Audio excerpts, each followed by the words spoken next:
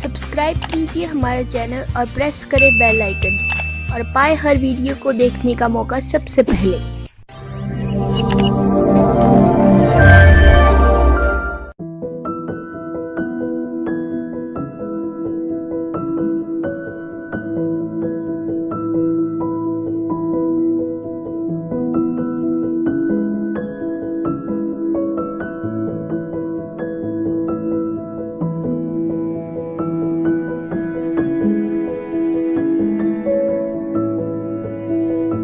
देता है कोई 10 रुपए, कोई 2 रुपए, कोई 50 रुपए, कोई लाख रुपए, तो उसका धर्म यज्ञ। और ये ऊपर शेड बना रखा, पंखे ला रखे, मैट बिछा रखी, रजाई मंगा रखी, ये धर्म यज्ञ है। और दूसरी यज्ञ ध्यान, जब यहां आते हो तो मालिक याद आता है, ना तो संसार में भगवान नहीं याद आता शीघ्र सी। और तीसरी यज्ञ हवन की, यहां जोत जगह है परमात्मा की, अखंड हवन।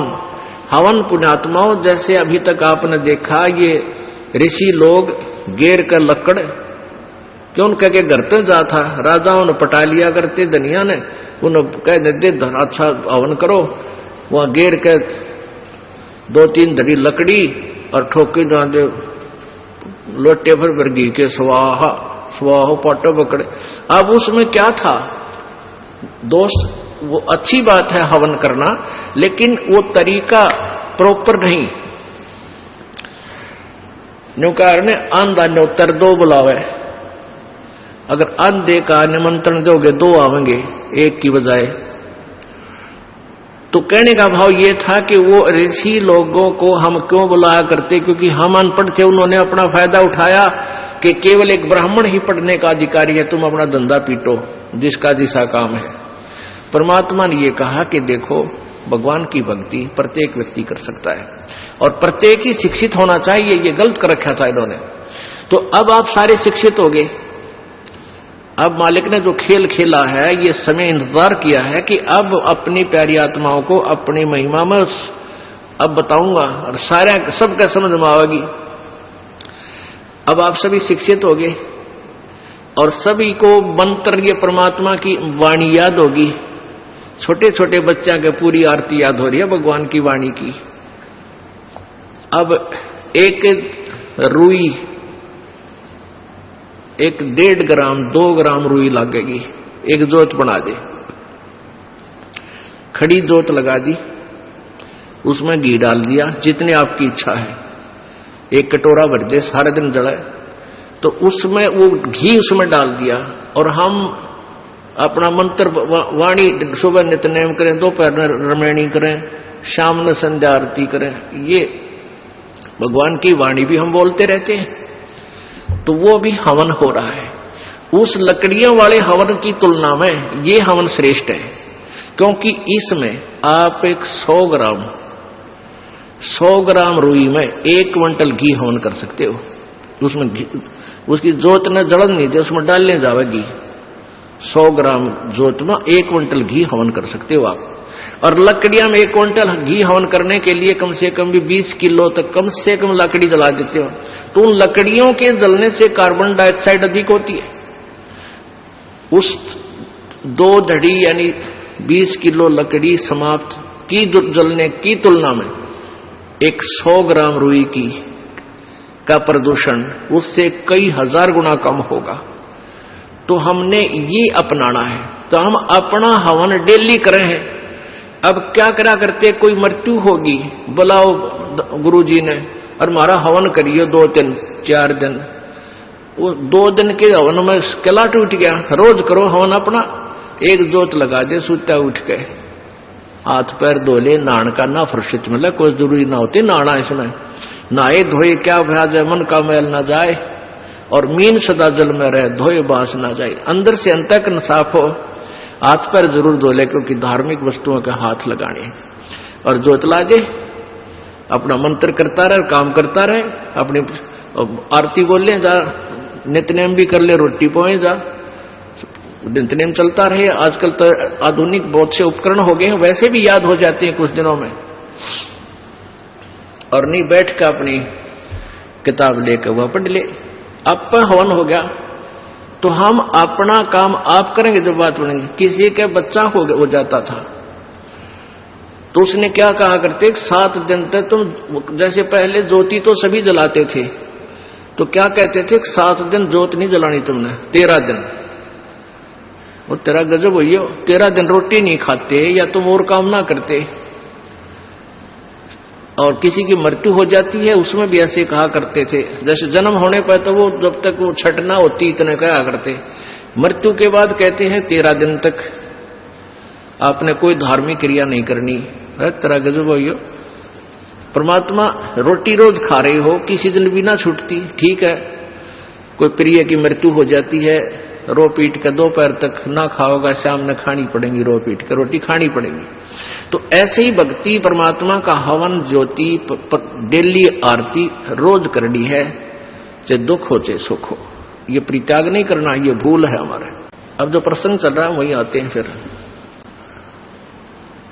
अब 5 यज्ञ आप कर रहे हो, एक यज्ञ धर्म की, दूसरी यज्ञ ध्यान और तीसरी यज्ञ हवन की। यहां जितने भी जैसे पाठ चल रहे हैं, अगर 150 पाठ हैं तो 150 ज्योति जला दी जाएंगी और 3 दिन तक अखंड ये ज्योति जलेंगी, हवन हो रहा है। फिर जो अन्य भी कोई अपनी ज्योति जगवाने के लिए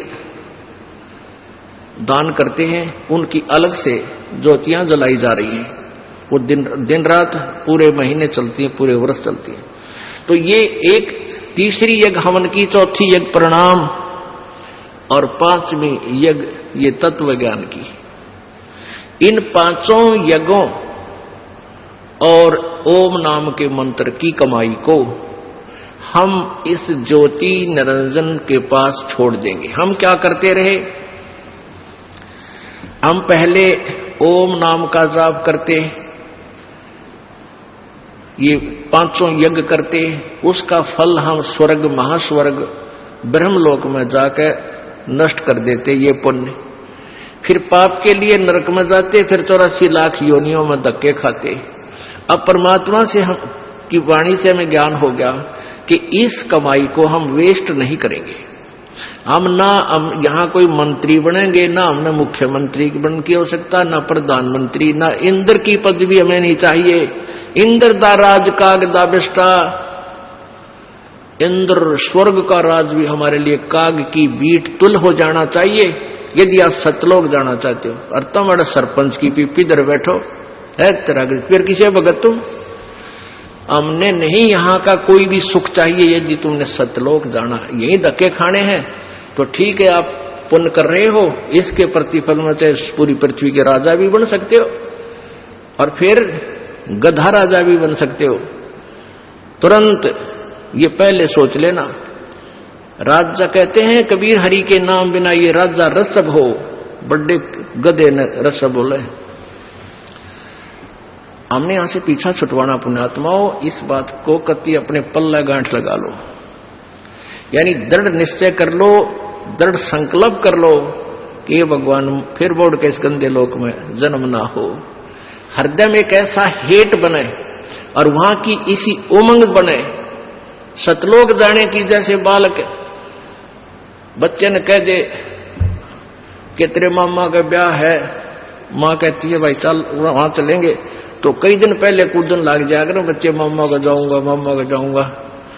तो ऐसे ही हमने सतलोक जाने की उमंग बढ़ जानी चाहिए। अगर आपके हृदय में यह पक्की जस जाती है कि वहां सतलोक है, वो सच्चा सुख सतल है, हमारा मूल स्थान वहां है, हमारे वहां पहले के कुछ साथी भी वहां रहे हैं जो हमारी की तरह बेवकूफ ना बने। तो गरीबदास साहिब जी ने कहा है, वाह वाह अमरपुर जाऊंगा, वाह वाह अमरपुर जाऊंगा, सतलोक जाऊंगा, दीन दयाल भक्ति दे मोको, अनहद वाणी गाऊंगा, वाह वाह अमरपुर जाऊंगा, वाह वाह अमरपुर जाऊंगा। यानी ऐसी उमंग हो आपके अंदर।